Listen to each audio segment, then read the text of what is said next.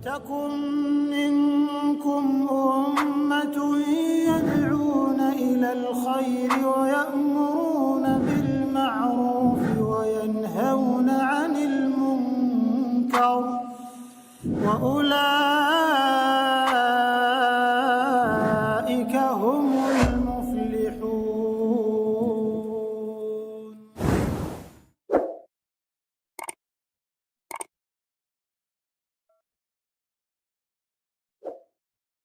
يا أيها الناس اتقوا ربكم الذي خلقكم من نفس واحدة وخلق منها زوجها وبث منهما رجالا كثيرا ونساء واتقوا الله الذي تساءلون به والأرحام إن الله كان عليكم رقيبا.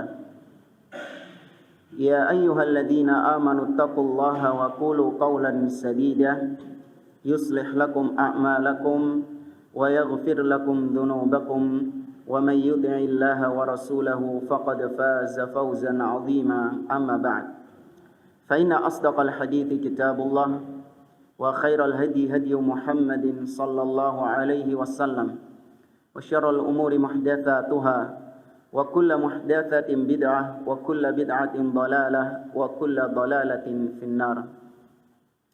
Ma'asyiral muslimin, ikhwani fillah wa akhwati rahimani wa rahimakumullah. Kita melanjutkan kembali pembahasan Kitabut Tauhid alladhi huwa haqqullahi 'alal 'abid yang ditulis oleh Al-Imam Al-Mujaddid Syekhul Islam Muhammad bin Abdul Wahhab At-Tamimi rahimahullahu taala dengan penjelasan dari Fadilatul Syekh Muhammad bin Shalih Al-Utsaimin rahimahullahu taala. Kita masih membahas bab ad-du'a ila syahadati alla ilaha illallah, yaitu bab tentang menyeru manusia berdakwah kepada at-tauhid, yaitu kepada syahadah la ilaha illallah. Ayat pertama yang dibawakan oleh penulis sebagaimana kita sampaikan kemarin yaitu ayat dalam surah Yusuf ayat 108. Allah Azza wa Jalla berfirman, "Ud'u ila sabili rabbika bil hikmati," atau "Qul hadhihi sabili ad'u ila Allah ala basiratin ana wa manittaba'ani wa subhanallah wa ma ana minal musyrikin." Kata Allah Subhanahu wa taala, "Qul," katakan wahai Muhammad, "hadhihi sabili," inilah sabili, yaitu tariqati, jalanku. Ad'u ilallah, bagaimana jalannya Nabi SAW, yaitu menyeru kepada Allah, mengajak manusia kepada Allah Subhanahu wa taala. Ini maksudnya tauhid, mengajak manusia untuk menyembah Allah, untuk beribadah kepada Allah Azza wa Jalla. Ala basiratin, di atas ilmu. Artinya berdakwah harus dengan ilmu.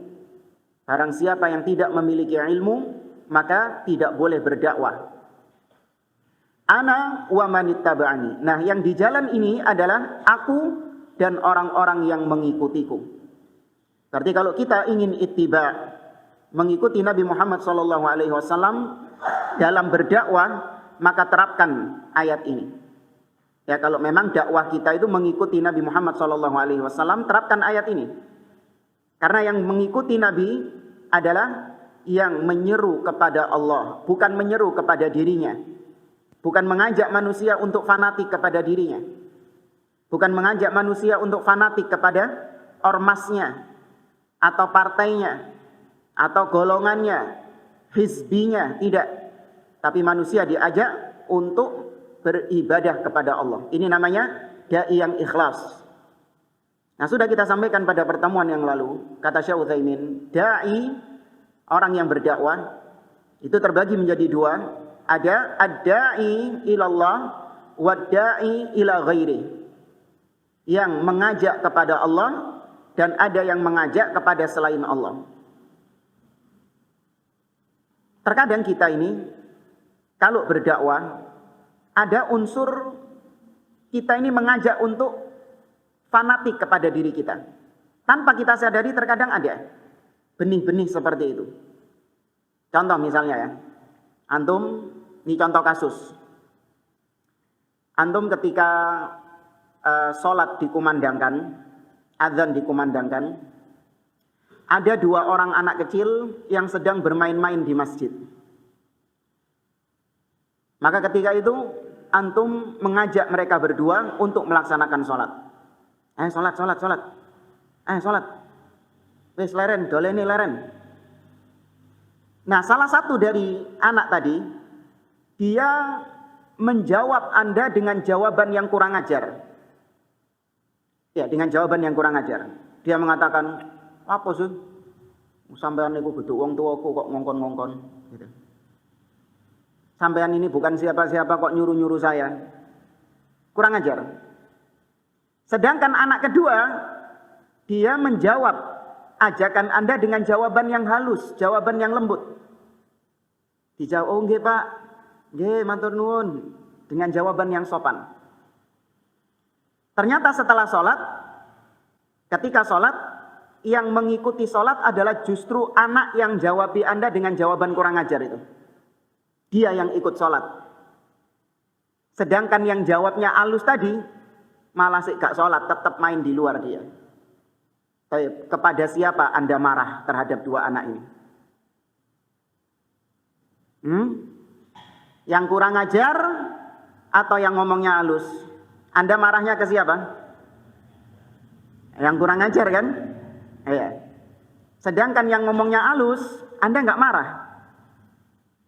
Nah ini berarti ketika Anda berdakwah ada unsur Anda ini mengagungkan, ingin supaya mereka ini mengagungkan diri Anda. Padahal harusnya Anda lebih marah kepada yang nggak sholat. Meskipun yang kurang ajar ya tetap marah. Ya, tetap marah karena kurang ajarnya. Tapi kalau dikomparasikan, mana di antara 2 orang ini yang lebih Anda marah? Yang nggak sholat. Nah itu baru mengajak kepada Allah Subhanahu Wa Taala, bukan mengajak kepada dirinya sendiri. Ya, ini terapkan nanti kepada anak-anak Anda di rumah. Nah, itu harus bisa. Orang tua itu memposisikan mana kesalahan anak yang memang layak untuk mendapatkan teguran yang keras dan mendapatkan teguran yang tidak begitu keras. Nah, itu kembali kepada Allah, kembali kepada tauhid, kembali kepada sunnah. Sejauh mana ketaatan dia kepada Allah Subhanahu Wa Taala dan seterusnya. Baik. Kemudian jamaah rahimani wa rahimakumullah, kata Allah Subhanahu wa taala, ala basirah, ad'u ila Allah ala basirah. Ai ala ilmin, di atas ilmu. Seorang yang berdakwah harus dia bekali dirinya dengan ilmu. Seorang yang tidak memiliki ilmu, maka dia enggak akan bisa mengajak orang lain, tidak akan bisa berdakwah. Maka dari sini para ulama menyebutkan tentang salah satu dari sekian banyak penyimpangan firqah jama'atut tabligh. Bahwasanya mereka lancang berdakwah tanpa landasan ilmu. Orang baru tobat langsung disuruh apa? Dakwah khuruj. Ya, baru tobat dari artis, dari penyanyi, atau tobat dari mabuk-mabukan, atau mungkin mu'allaf yang baru masuk Islam, mereka langsung memerintahkannya untuk khuruj 40 hari. Berapa hari lagi? 3 hari, minim 3 hari ya. 1 bulan. 1 bulan 3 hari. Ya, padahal kewajiban orang yang baru bertobat, orang yang baru mengenal Islam, kewajibannya adalah belajar. Ya, dia menuntut ilmu terlebih dahulu, bukan kemudian berdakwah. Kalau mereka mengatakan, Ustaz, bukankah Nabi bersabda, "Ballighu anni walau ayah." Sampaikan dariku meskipun 1 ayat. Naam. Sampaikan dariku meskipun 1 ayat sesuai dengan tuntunan Nabi SAW. Nanti akan dijelaskan hadis tentang Mu'adz bin Jabal setelah ini. Di mana tuntunan Nabi SAW adalah membekali dulu dengan ilmu. Kalaupun menyampaikan ayat hanya sebatas yang diketahui dan itu bukan langsung khuruj, tidak. Seperti misalnya ya, memang benar dakwah itu tugas semua orang, tidak hanya ustadz, tidak hanya ulama saja secara asal. Namanya orang mengajak, itu dalam kondisi apapun dia boleh mengajak sesuai dengan kapasitas ilmunya. Seperti seorang dokter. Boleh nggak seorang dokter berdakwah dengan cara dia mengatakan kepada pasiennya, minta kesembuhan kepada Allah. Ya, mintalah kesembuhan kepada Allah karena yang menyembuhkan hanya Allah. Dokter ngomong gitu sama pasiennya. Wa iyamsasqallahu bidurrin fala kashifa lahu illahu. Apabila kau ditimpa musibah, tidak ada yang bisa mengangkat musibah ini kecuali Dia. Nabi Ibrahim mengatakan, wa idza maridtu fahuwa yashfin. Apabila aku sakit, maka Dia yang menyembuhkan. Boleh enggak dokter ngomong gini? Boleh. Tapi enggak boleh melebihi batas. Kemudian dokternya buka kajian di masjid, buka kitab tauhid, innal hamdalillah nahmaduhu wa nasta'inuhu, berlagak jadi mufti. Nah, ini di luar batas dirinya. Ya, seorang harus mengetahui kadar. Orang tua berdakwah kepada istri dan anaknya. Seorang pemimpin di perusahaan berdakwah kepada karyawan-karyawannya, boleh. Ya, tapi hanya sebatas mengajak, bukan menjelaskan tentang tauhid dan syirik, menjelaskan tentang sunnah dan bid'ah, berfatwa halal dan haram, maka ini tugasnya para ulama. Ya, maka dakwah harus dengan ilmu.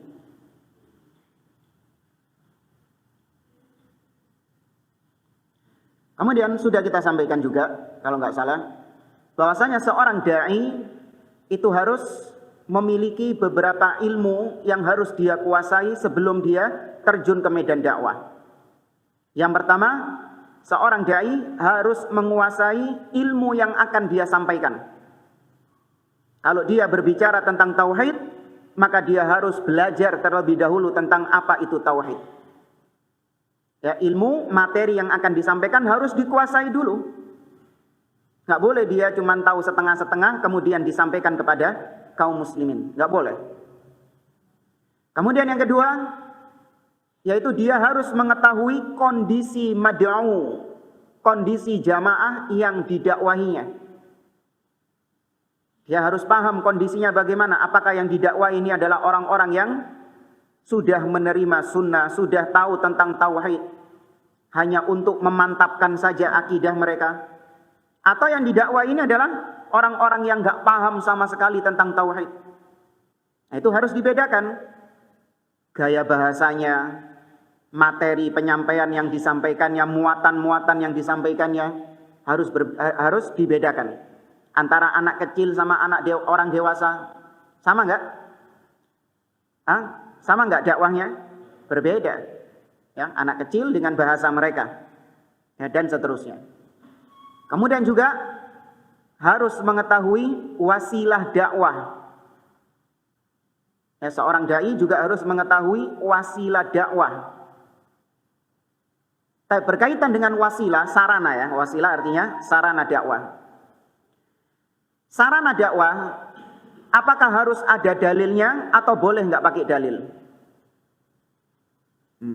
Kayak mikrofon ini sarana dakwah. Nih, kajian live streaming ini sarana dakwah. Apakah harus dengan dalil atau boleh tanpa dalil? Boleh tanpa dalil? Enggak, dirinci terlebih dahulu. Ya, sarana dakwah itu harus dirinci terlebih dahulu. Apabila sarana tersebut motivasinya dimiliki oleh Nabi SAW dan para sahabatnya. Kemudian yang kedua, tidak ada yang menghalangi Nabi untuk pakai sarana itu. Tapi ternyata kesimpulannya tidak dipakai sama Nabi SAW, maka berarti sarana itu adalah sarana yang bid'ah. Sarananya adalah sarana yang bid'ah. Contoh, dakwah dengan sarana alat-alat musik. Ya, berdakwah dengan sarana alat-alat musik. Baik, Nabi punya motivasi untuk berdakwah dengan alat musik? Jawabannya iya. Karena dengan alat musik itu, katanya ya, orang-orang yang nggak pernah ke masjid itu jadi mau mendengarkan dakwah.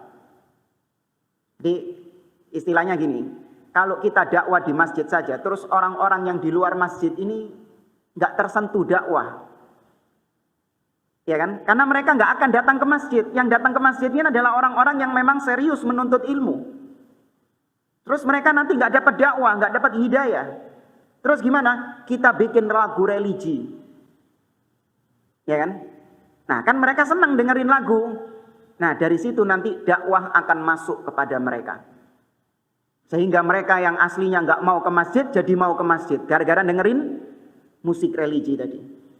Yang aslinya awalnya ahli maksiat, jadi tobat dari maksiatnya. Yang nggak pernah sholat, jadi sholat. Nabi pengen nggak orang-orang kayak gitu?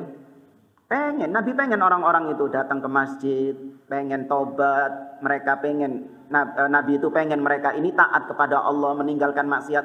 Maka Nabi punya dorongan. Nabi punya motivasinya. Kemudian yang kedua, apakah ada yang menghalangi Nabi untuk pakai alat musik? Tidak ada. Alat musik sudah ada belum? Sudah ada. Baik, Nabi punya motivasinya, punya dorongannya. Dan Nabi tidak ada yang menghalanginya. Tapi ternyata dikerjakan nggak sama Nabi?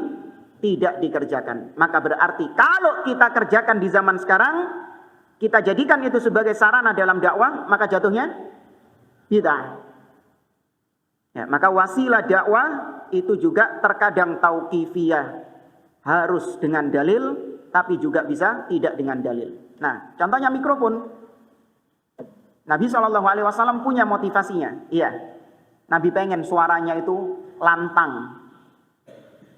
Karena Nabi itu kalau berkhutbah, sebagaimana dalam riwayat Imam Muslim dari Jabir bin Abdullah radhiyallahu taala anhu, kana Nabi sallallahu alaihi wasallam idza khataba ihmarrat ainah wa ala sautuhu. Adalah Nabi sallallahu alaihi wasallam ketika berkhutbah itu matanya memerah dan suaranya meninggi. Ka'annahu mundhiru jaish, seperti seorang komandan di hadapan para prajurit-prajuritnya. Gimana seorang komandan kalau lagi ngomong sama prajuritnya? Apa lemah lembut? Keras. Ya, dengan suara yang lantang. Berarti Nabi pengen suaranya itu keras. Kemudian yang kedua, ada nggak yang menghalangi Nabi untuk pakai mikrofon? Tidak ada. Ada. Apa penghalangnya? Belum ada barangnya. Itu yang menghalangi Nabi. Berarti kalau kita pakai di zaman sekarang sebagai sarana, maka jatuhnya bid'ah atau tidak? Tidak. Ya, terapkan kaidah ini dalam semua hal.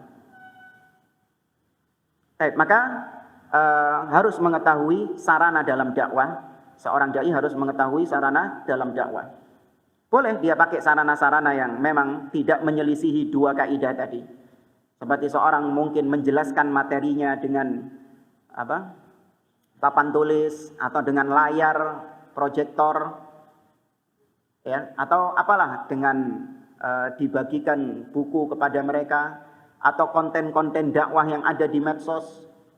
Ini tidak menyelisihi dua kaidah tadi, ya, tidak menyelisihi dua syarat tadi, maka mubah, boleh dipakai. Nah, baik, jamaah rahimani wa rahimakumullah, kita lanjutkan ke hadis berikutnya. Kata Syekh, an Ibni Abbasin radhiyallahu anhuma anna Rasulullah sallallahu alaihi wasallam lamma ba'atha Mu'adzan ila al-Yaman. Dari Abdullah bin Abbas radhiyallahu anhuma,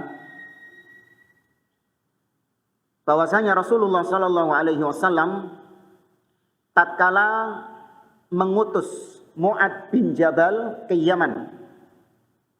Jadi yang diutus ke Yaman ini sebenarnya ada dua orang, yaitu Mu'adz bin Jabal, satunya lagi siapa? Abu Musa al-Ash'ari. Yang diutus ke Yaman ini ada dua orang, cuman beda tempat Yamannya. Tapi ini yang kita kisahkan adalah Mu'adz bin Jabal. Maka Nabi ketika mengutus Mu'adz bin Jabal ke Yaman, qala lahu, Nabi mengatakan kepada Mu'adz, innaka ta'ti qauman min ahlil kitab. Sesungguhnya kau wahai Mu'adz akan mendatangi suatu kaum dari ahlul kitab. Ya, ahlul kitab itu mencakup al-Yahud wan Nasara. Mereka disebut sebagai ahlul kitab karena mereka diturunkan kitab dahulu. Dahulu mereka diturunkan kitab. Kalau Yahudi adalah Taurat yang diturunkan kepada Musa alaihissalam, sedangkan An-Nasara adalah Al-Injil yang diturunkan kepada Isa alaihissalam.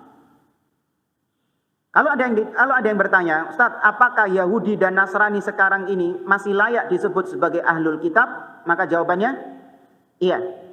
Mereka masih tetap masuk dalam kategori ahlul kitab, meskipun kitab mereka sudah dirubah-rubah. Meskipun agama mereka sudah mengalami perubahan yang sangat luar biasa dari agama aslinya dulu. Mereka tetap disebut sebagai ahlul kitab. Karena kalau mereka nggak lagi disebut sebagai ahlul kitab, maka ancaman-ancaman Allah kepada ahlul kitab di dalam Al-Quran itu nggak layak lagi sudah buat mereka. Innal ladzina kafaru min ahlil kitabi wal musyrikina fi nari jahannam khalidina fiha. Ini nggak berlaku lagi buat mereka. Ya, para ulama menyebutkan bahwa ahlul kitab, Yahudi dan Nasrani itu sampai sekarang mereka masih disebut sebagai ahlul kitab. Kemudian Nabi SAW menyebutkan demikian kepada Mu'ad untuk supaya Mu'ad ini isti'dadan, mempersiapkan diri bahwa kau akan mendatangi kaum ahlul kitab. Ini bagi seorang dai atau panitia kajian itu biasanya diinfokan kepada ustadznya. Ustadz, ini nanti jamaah kita itu misalnya heterogen. Ya, jamaah kita itu heterogen. Ada yang sudah lama ngaji sunnah, ada yang baru ngaji sunnah, ada yang belum ngaji sunnah sama sekali, ada yang menentang sunnah juga. Itu disampaikan kepada ustadz yang akan diundang itu. Supaya tujuannya sang ustadz tadi mempersiapkan kira-kira materi apa yang lebih cocok disampaikan kepada orang-orang yang seperti itu. Ya, kemudian disampaikan juga, Ustadz, di masjid ini sudah ada kajian ini, sudah ada pembahasan tentang ini, supaya nanti tidak terjadi ya pengulangan. Ya, ada dua ustadz yang membahas kitab yang sama misalnya. Ya, ini untuk memanfaatkan waktu. Nah, itu perlu disampaikan kepada panitia. Jangan langsung cul-culan. Gak ru apa-apa, gak dikasih tahu. Tahu-tahu datang ke masjid, ternyata kondisi jamaahnya seperti tadi, kaget ustadznya. Bingung ustadznya. Maka ini sunnah Nabi SAW memberitahukan, ngasih briefing. Supaya dai yang akan diutus ini, dia punya persiapan. Dia pelajari tentang syubhat-syubhatnya ahlul kitab. Ya, dia pelajari tentang bantahan-bantahan terhadap syubhatnya ahlul kitab. Ya, itu tujuan Nabi ngasih tahu kepada Mu'ad bahwa di Yaman kau akan berdakwah kepada ahlul kitab, Yahudi dan Nasara. Kemudian Nabi berpesan kepada mereka, kepada Mu'ad bin Jabal, fal yakun awwalu ma tad'uuhum ilaihi syahadatu alla ilaha illallah. Maka jadikanlah dakwah pertama yang kau dakwahkan kepada mereka adalah syahadat la ilaha illallah. Nah, ini pendalilannya di sini. Bahwa dakwah yang pertama kali prioritasnya adalah at-tauhid. Yang pertama kali didakwai adalah at-tauhid. Ini subhanallah, penulis memasukkan hadis ini di poin ini memang pas dengan judul babnya. Babnya berjudul berdakwah, mengajak manusia kepada la ilaha illallah. Dan pendalilannya adalah ini. Dan para ulama sepakat dakwah tauhid bukan hanya kepada orang-orang kafir, tapi dakwah tauhid itu juga kepada orang-orang muslim. Tetap kaum muslimin diajak untuk bertauhid kepada Allah Subhanahu wa taala. Jadi ada sebuah syubhat dari seorang dai yang menisbatkan diri kepada manhaj salaf. Dia mengatakan dakwah dengan memprioritaskan kepada tauhid yang berdasarkan hadis Mu'ad itu cocoknya kepada ahlul kitab. Maka kalau Anda memprioritaskan dakwah tauhid kepada jamaah Anda yang notabene muslim, maka berarti Anda sama saja mengkafirkan mereka. Anda sama saja menganggap mereka ini adalah ahlul kitab. Naudzubillah. Paham maksud subhatnya? Ya. Nah, ini kesesatan. Meskipun yang mengucapkannya adalah seorang dai yang menisbatkan diri kepada manhaj salaf. Sepakat para ulama, dakwah tauhid bukan hanya kepada ahlul kitab, tapi juga kepada orang-orang muslim. Bahkan mereka yang lebih utama untuk diperingatkan tentang masalah tauhid.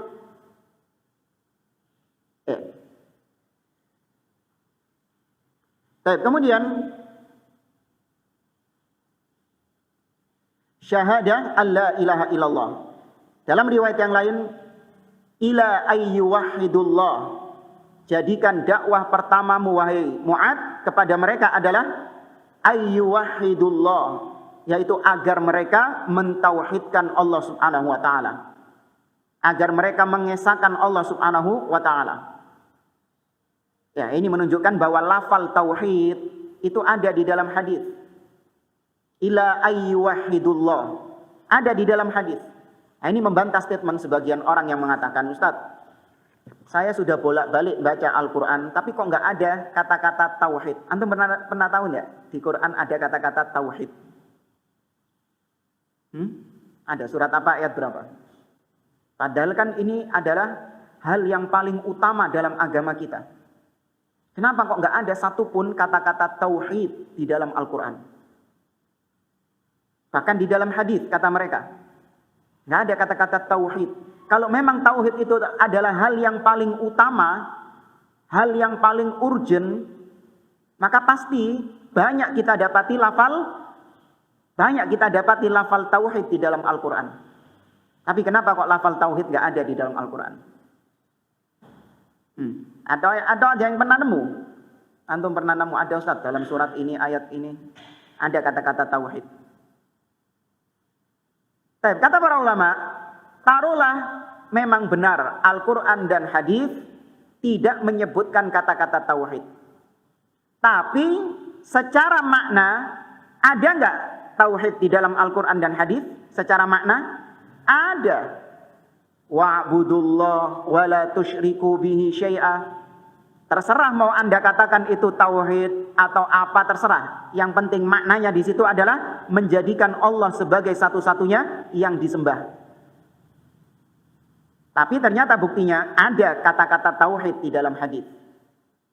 Ini salah satunya hadis Mu'ad bin Jabal. Dalam riwayat yang lain Nabi mengatakan ila ayyuwahidullah.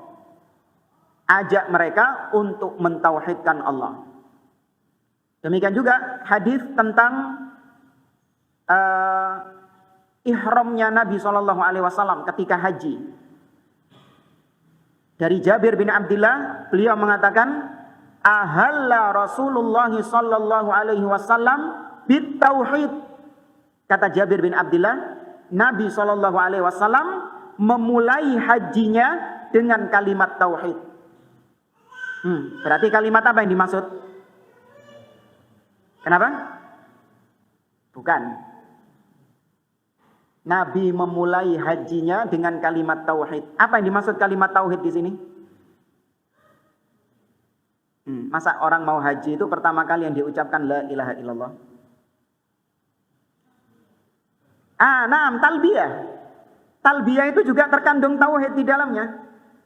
Labbaik Allahumma labbaik, labbaik la syarika laka labbaik, innal hamda wan ni'mata laka wal mulk la syarika lak. Itu tauhid itu. Makanya Jabir mengatakan Nabi bertalbiyah dengan kalimat tauhid. Nah, itu ada kata-kata tauhid di dalam hadis. Nah,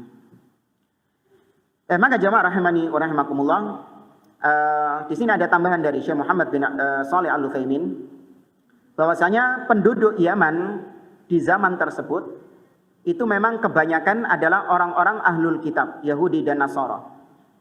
Karena kita tahu Yaman ini dahulu masuk wilayah kekuasaan kerajaan apa? Raja Najasyi. Kerajaan apa? Bukan Romawi. Iya, kerajaan apa berarti? Yang nyerang Abroha. Abroha ini dari kerajaan apa? Rajanya namanya An-Najasyi. Hah? Persia bukan.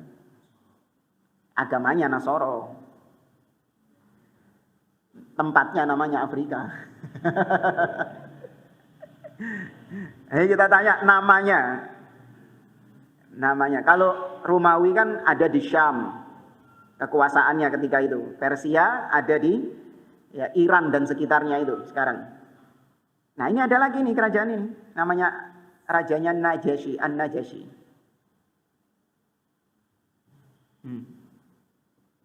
Masa lupa. Ya? Kenapa? Naam, barakallahu fiik. Habasyah. Iya, Habasyah.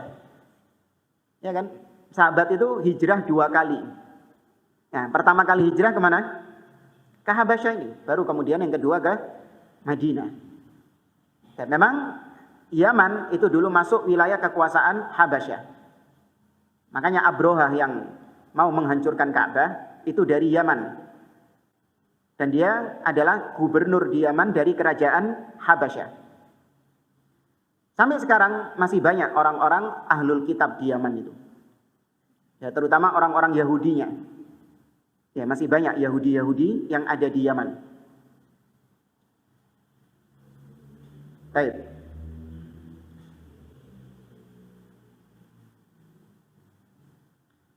Kemudian kita lanjutkan. Kata Nabi SAW kepada Mu'adz, fa inhum ata'uka lidzalik fa'alimhum annallaha iftarada 'alaihim 5 salawatin fi kulli yaumin wa lailah. Kata Nabi SAW, apabila mereka ini, yakni ahlul kitab ini yang kau dakwai itu, apabila mereka mentaatimu dalam masalah tadi, yaitu dalam masalah tauhid, mereka mentaatimu, maka beritahu kepada mereka bahwasanya Allah Subhanahu wa taala itu mewajibkan kepada hambanya salat 5 waktu di setiap hari dan malam. Ya, sehari semalam diwajibkan salat 5 waktu. Di sini menunjukkan bahwasanya tauhid lebih tinggi kedudukannya daripada salat. Ya, tauhid lebih tinggi kedudukannya dari salat. Kemudian fa inhum ata'uka lidzalik fa'alimhum annallaha iftarada 'alaihim shadaqatan yukhadu min aghniyaihim faturaddu 'ala fuqaraihim.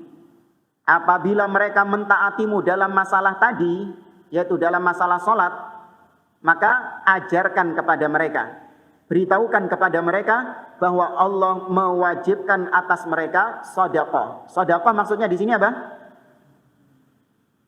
Bukan sedekah dalam bahasa kita. Zakat. Ya, zakat itu juga disebut dengan sedekah. Yakni sedekah wajibah. Sedekah yang wajib adalah zakat. Bahkan dalam surah At-Taubah Allah menyebut zakat dengan sedekah. Innamas shadaqatu lil fuqara wal masakin wal 'amilina 'alaiha wal mu'allafati qulubuhum wa fir riqab wal gharimina wa fi sabilillahi wa ibnis sabil. Itu tentang asnaf mustahiq az-zakah. Golongan orang-orang yang berhak menerima zakat dalam surat At-Taubah. Allah menyebutkannya innamas shadaqat, sesungguhnya sedekah.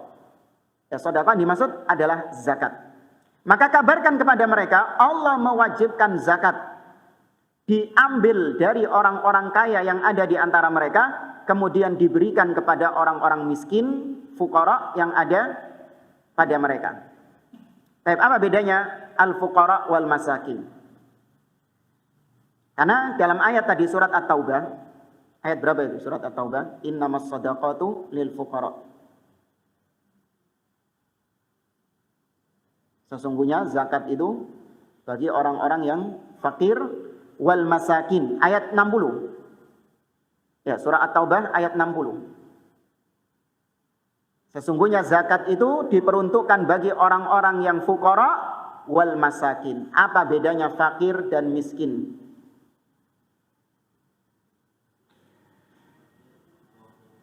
Fakir di bawahnya lu ngenes nih. Fakir, ya, lebih ngenes fakir daripada miskin. Ini termasuk di antara kata atau kalimat yang sifatnya itu idza ijtama'a iftaraqa wa idza iftaraqa ijtama'a, yaitu dua kata yang apabila berjumpa dalam satu kalimat, maka dua kata ini punya arti sendiri-sendiri. Tapi kalau dua kata ini hanya disebutkan satu saja, maka yang satunya juga include di dalamnya. Sama seperti muslim dan mukmin. Kalau cuma disebut muslim, pasti mukmin. Kalau disebut mukmin, pasti muslim juga. Tapi kalau disebut dua-duanya, muslim dan mukmin, maka berarti muslim punya arti sendiri, mukmin juga punya arti sendiri. Muslim adalah orang-orang yang mengerjakan amalan-amalan dari rukun Islam, sholat, puasa, zakat. Tapi kalau mukmin adalah orang-orang yang mengimani 6 rukun iman. Ya, punya dua hal yang arti yang berbeda. Sama fuqara dan masakin. Kalau disebutkan satu saja, fuqara, maka miskin masuk di dalamnya juga. Nah, seperti hadis ini, faturaddu ala fuqaraihim. Zakat itu diberikan kepada orang-orang fakir di antara mereka. Miskin masuk enggak? Masuk. Nah, kalau dalam surah At-Taubah ayat 60 tadi, innamas shadaqatu lil fuqara'i wal masakin. Nah, di sini baru fuqara dan masakin punya arti yang berbeda. Ya, fuqara adalah orang-orang yang tidak bisa memenuhi kebutuhannya di bawah 50%. Ya, dia nggak bisa memenuhi kebutuhannya. Artinya kebutuhannya hanya tercover di bawah 50% dari kebutuhannya. Misalnya kebutuhannya dalam 1 bulan itu ada 5 juta. Tapi dia cuma bisa mendapatkan 1 juta atau 1,5 juta. Ya, kurang dari 50%. Maka ini namanya fuqara, fakir. Sedangkan miskin itu kebutuhannya tercover 50% lebih, tapi tetap nggak sampai 100%. Nah, itu miskin. Ya, dia kebutuhannya 5 juta. Kebutuhan ya, bukan keinginan ya, awas. Jadi jangan dimiskin-miskinkan. Ya, karena keinginannya belum terpenuhi. Bukan keinginan, kebutuhan. Nah, kebutuhan pokok.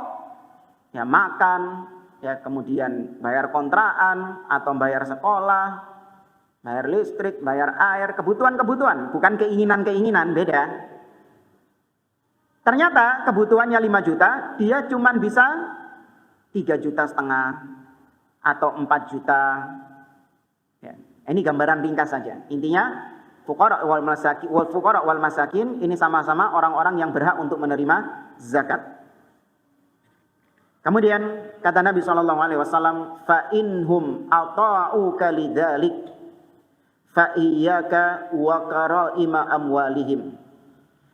Apabila mereka mentaatimu wahai Mu'ad dalam masalah ini, masalah zakat, maka Mu'ad mewanti-wanti kepada Nabi, hati-hati dengan harta-harta terbaik mereka. Artinya dalam mengambil zakat, itu yang diambil adalah zakat yang pertengahan. Bukan harta terbaiknya dan juga pula harta yang terjeleknya. Tapi yang diambil adalah pertengahan di antara itu. Ya. Seperti misalnya zakat peternakan. Ya, peternakan ada zakatnya enggak? Ada. Maka ketika diambil zakatnya, itu bukan unta-unta yang paling baiknya, bukan. Dijupuk sing api-api tok. Enggak. Tapi juga bukan yang diambil adalah unta-unta yang paling jeleknya. Sing wis kurus, krempeng, ya, sakit-sakitan, watuk-watuk, iku sing dikekno gawe zakat. Bukan. Tapi yang pertengahannya. Ya, itu zakat yang diambil. Nah, Mu'ad sebagai orang yang mengatur zakat, nanti kalau memang mereka mau mengeluarkan zakat, Nabi mewanti-wanti jangan mengambil harta-harta yang terbaik bagi mereka. Kemudian kata Nabi, wattaqi da'watal madlum fa innahu laisa bainaha wa bainallahi hijabun. Hati-hati kau wahai Mu'ad tentang doanya orang-orang yang terzalimi. Karena antara dia dengan Allah tidak ada penghalang, tidak ada hijab antara dia dengan Allah. Ya, hijab artinya bukan jilbab ya, awas. Hijab itu jangan identik diartikan jilbab, bukan. Ini hijab ini. Antara ikhwan dan akhwat ada apa di sini? Ada hijab. Ya, ini pembatas. Yang menghalangi antara ikhwan dan akhwat adalah ini, hijab ini. Sehingga pandangan Anda tertolak ketika melihat akhwat. Nah, demikian juga seorang yang berdoa kepada Allah itu ada hijab yang menghalangi dari doa-doa kita. Azan. Kita dengarkan azan dulu.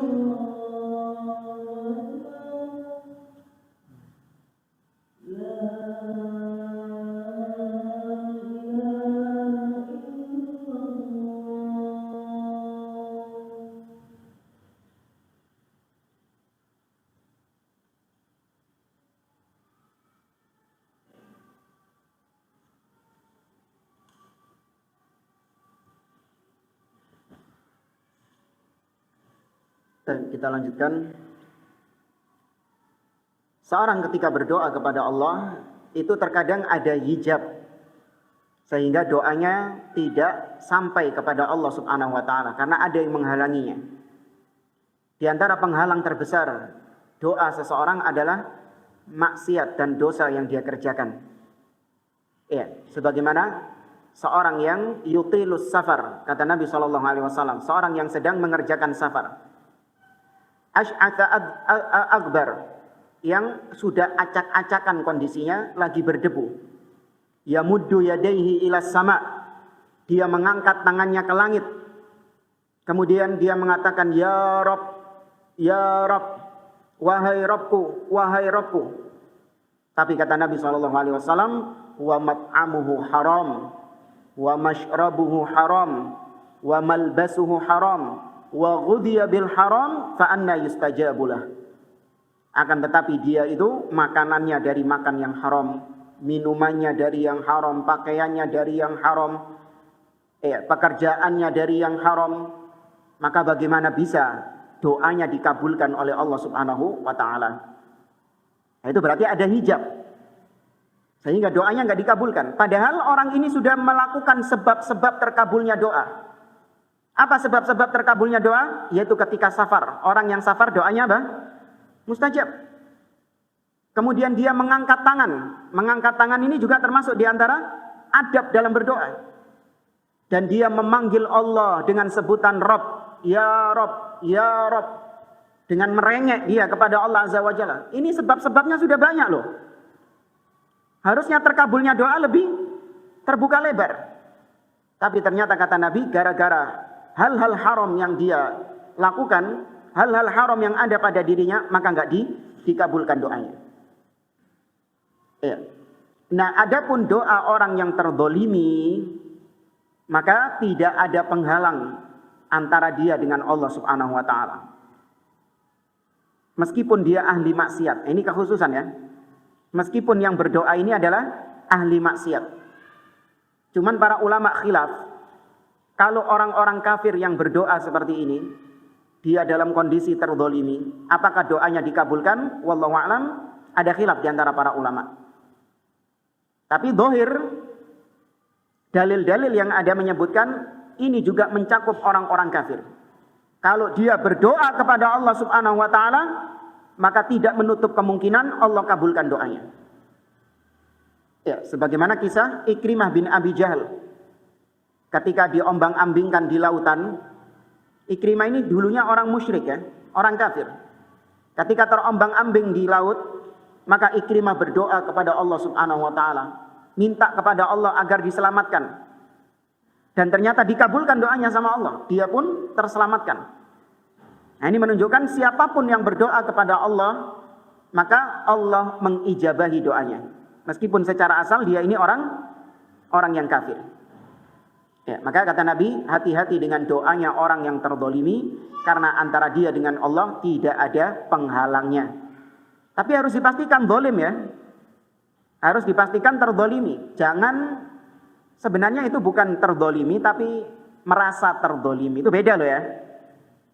Benar-benar terdolimi sama merasa terdolimi itu beda. Ada orang-orang yang merasa terdolimi. Misalnya, saya itu sudah ngincer fulana. Fulana ini sudah mau ana nikahi itu. Tapi gak maju-maju dia. Ngomong tok ae. Ana senang sama fulana, ana senang sama fulana. Ternyata temannya yang dengar itu maju duluan untuk melamar fulanah ini. Tapi secara syar'i orang ini terdolimi tidak? Tidak terdolimi, meskipun dia nyesek, ya kan? Meskipun dia tersakiti, wanita yang selama ini dia cintai ternyata diambil sama orang. Salahmu kesuwen. Iya, salahnya kesuwen.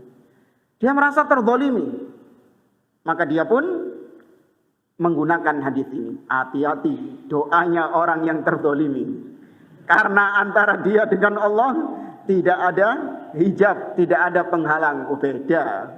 Ini kalau memang terdoliminya yang benar. Nah, kalau ente ini tidak terdolimi, loro-loro dewi, loro-loro karepe dewi. Ya. Baik. Hada wallahu a'lam bishawab. Saya kira ini yang bisa kita sampaikan. Masih ada beberapa dalil-dalil yang lain yang menunjukkan tentang pentingnya dakwah kepada tauhid.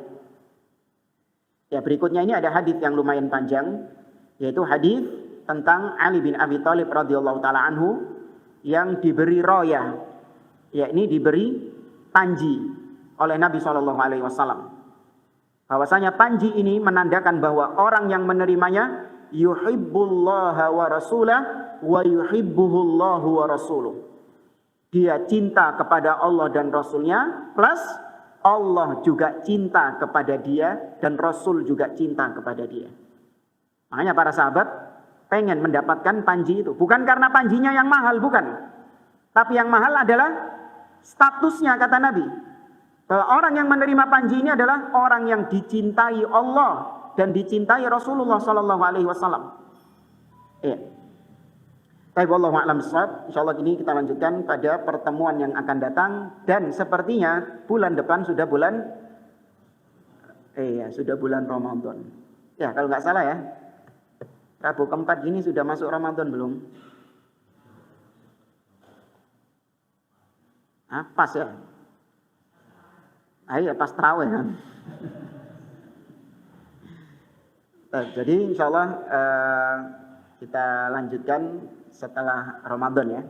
Insyaallah semoga Allah memberikan usia kepada kita dan Allah Azza wa Jalla memberikan kekuatan kepada kita untuk bisa beribadah di bulan Ramadan dengan maksimal dan semoga Allah memberikan taufik kepada kita keluar dari bulan Ramadan dalam kondisi dosa-dosa kita diampuni oleh Allah dan ibadah-ibadah kita diterima oleh Allah Azza wa Jalla.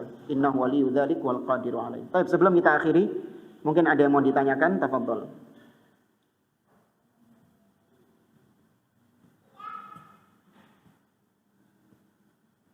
Enggak ada. Ketemu suwe. Ketemu mana suwe.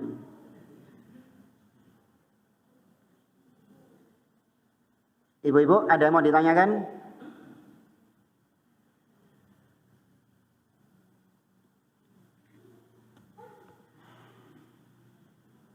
Nggak ada? Nggak ada, itu kemungkinannya itu satu, paham. Ya kan? Makanya nggak ada yang bertanya. Yang kedua kemungkinannya nggak paham sama sekali. Makanya bingung apa yang mau ditanyakan, nggak paham kan, Mang. Tafadhol. Ya.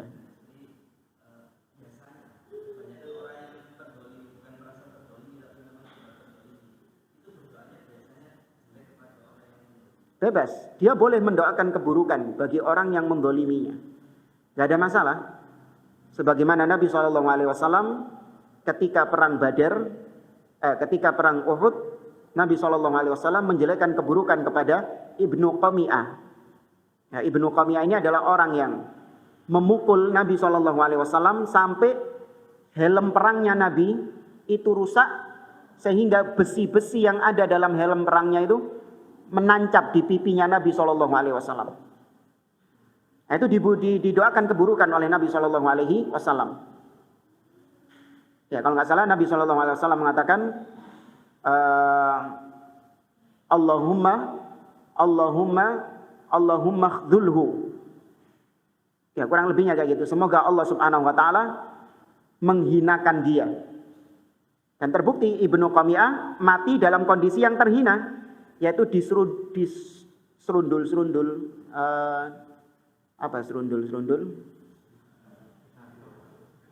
ditanduk-tanduk sama kambingnya sendiri sampai dia gelundung jatuh dari atas gunung sama kambingnya sendiri, ya, diserundul-serundul sama kambingnya sendiri gelundung dari atas gunung.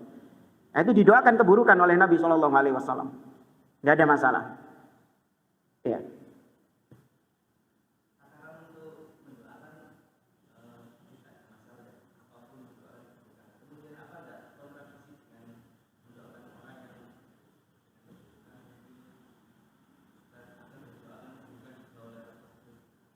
Nah ya, tergantung, itu hak kita ya. Kalau kita bicara afdol, ya kita lebih baik mendoakan kebaikan. Kalau kita bicara afdol, sama seperti misalnya kalau kita disakiti sama seseorang, didolimi sama seseorang, apakah wajib bagi kita untuk memaafkan? Enggak. Terkadang boleh bagi kita untuk tidak memaafkannya. Tapi kalau kita bicara afdol, ya memang lebih baik memaafkannya. Orang yang punya utang sama kita, Ya, orang yang punya utang sama kita. Apakah wajib bagi kita? Ini orang nggak bisa bayar ini. Kesusahan, memang benar kesusahan. Bukan orang yang nggak bayar utang tapi ternyata wah statusnya ke Bali, ya, beli mobil baru, motor baru, padahal utangnya kayak bukan. Benar-benar dia ini kesusahan, nggak bisa bayar utang.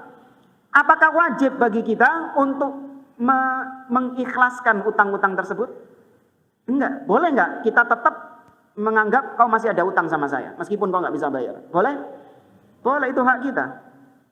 Nggak apa-apa. Cuman memang kalau bicara lebih afdol, diapakan? Diikhlaskan. Kalau bicara afdoliyahnya, ya sama seperti tadi, hak kita. Kalau kita mau mendoakan keburukan atas orang tersebut, boleh. Ya boleh. Tapi kalau bicara afdol, lebih baik didoakan kebaikan. Makanya Nabi nyuruh hati-hati. Wattaqi da'watal madlum, hati-hati dengan doanya orang yang terdolimi. Berarti di situ Nabi mengisyaratkan bahwa doanya orang yang terdolimi ini adalah keburukan bagimu. Lah kalau doanya kebaikan, justru Nabi nggak nyuruh hati-hati, malah bergembiralah dengan doanya orang yang terdolimi, karena doanya pasti apa? Pasti baik. Harusnya gitu Nabi ngomongnya. Tapi Nabi ngomongnya hati-hati. Ya, wattaqi, hati-hati, jauhkanlah dirimu dari doanya orang-orang yang tadzalimi. Itu menunjukkan doanya berarti doa keburukan. Wallahu a'lam. Saya kira ini yang bisa saya sampaikan, kurang lebihnya mohon maaf. Kita akhiri. Subhanakallahumma wa bihamdik, asyhadu an la ilaha illa anta, astaghfiruka wa atubu ilaik. Wa akhiru da'wana anil hamdulillahi rabbil alamin. Wassalamualaikum warahmatullahi wabarakatuh.